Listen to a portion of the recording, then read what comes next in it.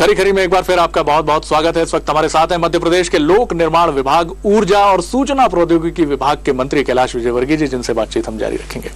कैलाश जी, आपके पास एक और बहुत महत्वपूर्ण विभाग है, वो है लोक निर्माण विभाग। मध्य प्रदेश में अभी आडवाणी जी जो आए थे अपनी यात्रा के साथ, भारत सुरक्षा यात्रा के साथ, उन्होंने कहा बीएसपी 3 फैक्टर थे, बिजली, सड़क और पानी, जिसकी वजह से भारतीय जनता पार्टी सत्ता में आई।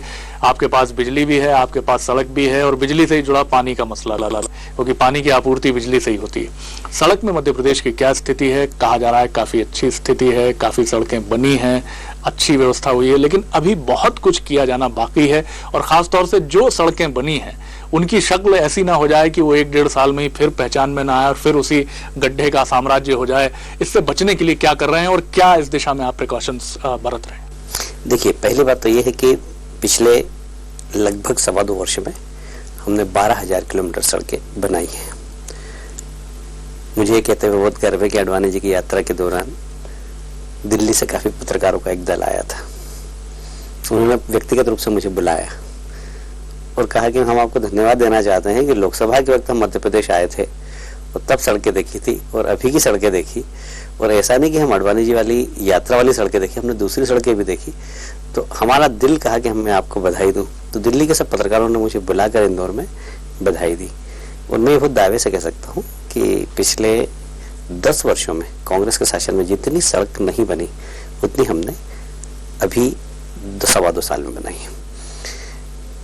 ये भी मैं दावा कर सकता हूं कि आने वाले 2.5 वर्षों में हम इतनी अच्छी सड़कों का निर्माण और करेंगे कि मध्य प्रदेश के चेहरे पर जो खराब सड़क का बदनुमा दाग लगा हुआ है वह दाग समाप्त हो जाएगा और लोग कहेंगे कि मध्य प्रदेश की सड़कें किसी भी प्रदेश की सड़कों से अच्छी है। इसके साथ मेंटेनेंस वाला पार्ट जुड़ा है। अभी आप ही के विभाग के कुछ सीनियर ऑफिशियल से एक वर्कशॉप हुई थी जिसमें यह कहा गया कि सड़कों के मेंटेनेंस के लिए, उनके संधारण के लिए अतिरिक्त बजट मुहैया नहीं कराया जाता है, उसका कोई प्रोविजन नहीं होता है। और यही वजह होती है कि सब बाकी चीजों के लिए फटाफट बजट मिल जाता है, लेकिन जब सड़कों के मेंटेनेंस की बात आती है तो बजट नहीं मिलता है। इसके लिए क्या कुछ आप करने जा रहे हैं? शायद इस बार का बजट आपने देखा नहीं होगा। इस बार हमने बजट में संधारण के लिए प्रावधान किया है और वो भी लगभग 165 करोड़ का संधारण के लिए। इसके पहले यदि आप पिछले कांग्रेस के जमाने का यदि आप देखेंगे संधारण का 10 करोड़ 12 करोड़, हमारा इस बार 165 करोड़ सिर्फ सड़क के संधारण के लिए है। उसके अलावा भी मैं बताऊं कि अभी हमने जितनी भी सड़कें बनाई हैं वो 3 साल की गारंटी उस ठेकेदार की 15% वो जमा करके रखता है। यदि वो मेंटेन नहीं करेगा तो लोक निर्माण विभाग करता है। इसलिए 3 साल तक तो ठेकेदार मेंटेन करना है, उसके बाद विभाग को करना है।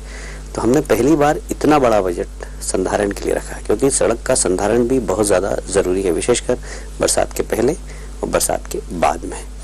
अभी से निर्देश दे दिए, बरसात आने में काफ़ी दूर है, कि जो सड़क अभी तक बनी है उन सड़क का निरीक्षण करके उनकी किलोमीटर वाइज हमें रिपोर्ट दें, और यदि कहीं पर भी गड्ढा है वो तत्काल भरें, क्योंकि बरसात में फिर गड्ढे का साइज बढ़ जाता है, पानी भर जाता है, उसमें लोगों के एक्सीडेंट होते हैं, कोई दुर्घटना नहीं हो। अभी से हमने निर्देश चालू कर दिए, तो हम पर किलोमीटर का हिसाब मंगा रहे हैं। मैं एक बात और बताऊं आपको कि हम पूरे पीडब्ल्यूडी विभाग को कंप्यूटराइज कर रहे हैं। हम कौन सी सड़क कब बनी, कब उसे बनना चाहिए था, ठेकेदार का समय कब कंप्लीट हो रहा है, उसके बाद विभाग को मेंटेन करना है, ये सब हम कंप्यूटराइजेशन कर रहे हैं। आने वाले वर्षों में पीडब्ल्यूडी विभाग सड़क के मामले में काफ़ी सक्षम और एक मैं ये कह सकता हूँ कि अभी तक उपेक्षित विभाग था। जब मैं पीडब्ल्यूडी मंत्री बनाया जा रहा था, लोगों ने कहा कहाँ सड़क विभाग में जा रहे हैं आप, जहाँ बजट नहीं है, मध्य प्रदेश की सड़कों की हालत ख़राब है। मैंने उस वक्त कहा था कि इस विभाग की पहचान मैं बनाऊंगा। मुझे कहते हुए गर्व है कि 2.5 साल में हमने इस विभाग की पहचान बनाई है, मध्य प्रदेश का सड़कों के मामले में सम्मान बढ़ा है। ये ठीक बात है, आपने बिल्कुल ठीक कहा कि जो सड़कों का जीर्णोद्धार है और सड़कों की मरम्मत है उसमें काफी काम हुआ है मध्य प्रदेश में। लेकिन एक क्षेत्र और है जो आपका विभाग से जुड़ा है, वो है सरकारी मकानों के संधारण का। राजधानी भोपाल में काफी बड़ी संख्या में सरकारी मकान हैं, और खासतौर से जो छोटे सरकारी कर्मचारी हैं जिनकी कहीं कोई पहुंच नहीं है, उनके मकानों की हालत बहुत खराब है। और पीडब्ल्यूडी विभाग ये कह के अपना पल्ला झाड़ लेता है कि उसके पास बजट नहीं है। 40 साल 50 साल मकानों की आयु पूरी हो चुकी है, लेकिन उनका मेंटेनेंस नहीं हो रहा है। क्या इसके लिए भी बजट का प्रोविजन इस बार आपने किया है? क्या इस दिशा में क्या करने जा रहे हैं? आपने बड़ा अच्छा प्रश्न किया है। पहली बार इन मकानों के रखरखाव के लिए हमने बजट में प्रावधान किया है। और पिछले 10, 12, 15 वर्षों में पहली बार कर्मचारियों के मकान में पुताई और रिपेयरिंग हो रही है। मैं इस बात को स्वीकार करता हूँ। हालांकि बजट हमने कम रखा है, मगर हमने शुरुआत कर दी। आने वाले वर्षों में बजट हम बढ़ाएंगे, क्योंकि वे मकान जिसमें शासकीय कर्मचारी रहते हैं वो हमारे परिवार के लोग हैं, इसलिए उन लोगों को भी अच्छा रहने का वातावरण बने, ये हमने अपनी जवाबदारी समझी और इस बार बजट में प्रावधान किया। और ये कहते हैं मुझे गर्व है कि पहली बार पिछले 12-15 वर्षों में सरकार ने सरकारी मकानों को, जहाँ पर हमारे कर्मचारी रह रहे हैं, उनकी पुताई का, उनके रिपेयरिंग का काम प्रारंभ किया है।